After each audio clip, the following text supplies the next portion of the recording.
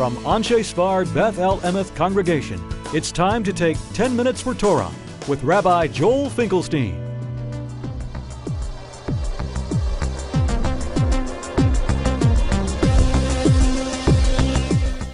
Welcome to our discussion of when Adar comes around.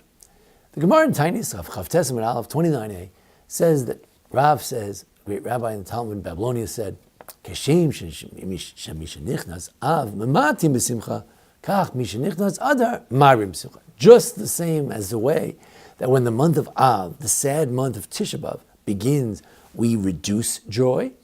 Nowadays we refrain from wine and meat and other things.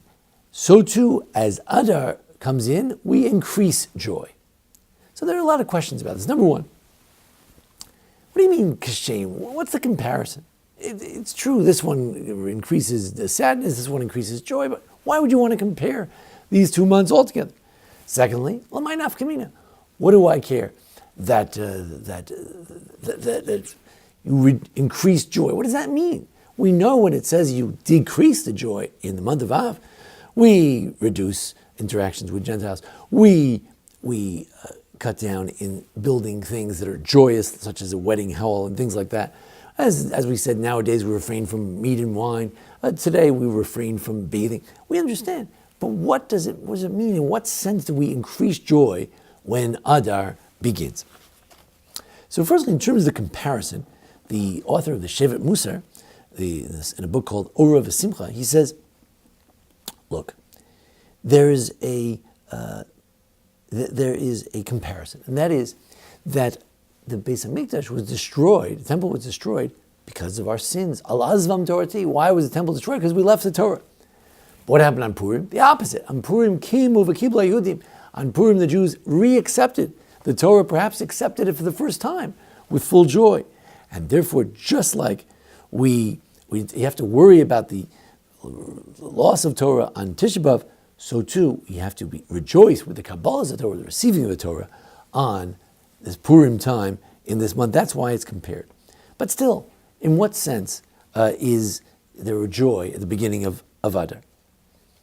So they mention that some people who have in their homes, a spot on their wall that indicates that the temple was destroyed, and this spot remains unplastered in their house.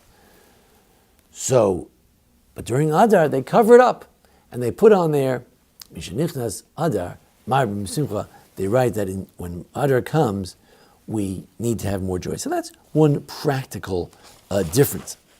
Also, he says maybe the Adares, famous rabbi in more recent times, he said maybe it shows that you should, just like you should not make weddings during the beginning of Av, so too you should particularly plan a wedding for Adar. Now the problem with that is that generally you can't push off weddings. If you want to marry a girl in February, you should get married in February. You shouldn't wait to March to Adar to get married. So it's a little bit of a strange thing, but perhaps if you have a choice between Adar or not Adar, the last day of Adar, the first day of Nisan, the first day of Nisan, or the last day of Shvat, maybe you should pick the day that's in Adar. Then the question is, what about the Rambam? We say there are practical differences. It's not even mentioned in the Code of Jewish Law, in the Rambam. They don't even mention this law. What happened? The law that we should be sad starting Av, that's there in the Shulchan Aruch, in the Code of Jewish Law. It's in the Rambam. But the law about Adar, that starting Adar we should increase joy, it's not there. Of course, you could say that there's no practical difference. But what else can we say? So the Chassam Sofer, the great Hungarian rabbi, so he said, look, you're talking about Rav. Who said this? The Babylonian sage who began the Babylonian Talmud in Babylonia, Rav. And what did he say? He's the one who says that Hishbati Chadasha, that the whole month of Av should be sad. So too over here, he thinks that the whole month of Purim should be happy. But that's not our view. In fact, it's been pointed out that the Shut Or Tzion points this out, that the Jerusalem Talmud has a different notion. They say, look, if somebody is going on a business trip, let's say they're leaving few days after Adar starts. So what are they going to do? He says, all right, read the Megillah when you leave. Why? Because the whole Adar, the Megillah could be read. So you could really enjoy the Megillah reading at really any time in Adar, maybe not after the 15th, but certainly at the beginning, you could enjoy it. Now, the Magen Avram, one of the commentaries on the Code of Jewish Law, does mention this halacha, that it is a halacha to rejoice at the beginning of Adar, but it's not codified in the Shulchan Aruch itself. It's interesting, the Meiri, the great medieval authority from Provence, he says, what's this idea? What is the idea that you should rejoice in the Purim month? Why would that be important? So he says, you know why? Because it's royally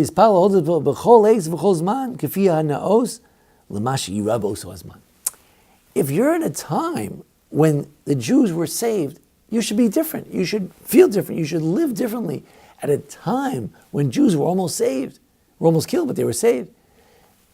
And the Jews accepted the Torah. That should be a time when it should have an influence on you. If you really care about what happened on Purim, then the whole time period should be a time of thanksgiving and of great joy. The Alei Tamar says that there are other implications of this joy. After all, people put up pictures of wine, pictures of Jews being happy, smiling, Mishnichnas Adar signs.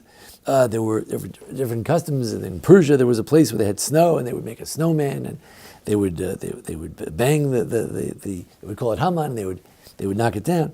There are all kinds of joyous things that were done. But the Alei Tamar, the rabbi from Tel Aviv who wrote about the Jerusalem Talmud, he says, look, this business of the idea that the whole month should be joyous, it comes from the Chodesh Asher Nepach.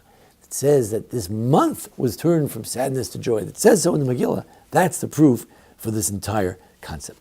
Finally, why did the Rambam leave out the notion of that when Adar comes we should start rejoicing and having greater joy?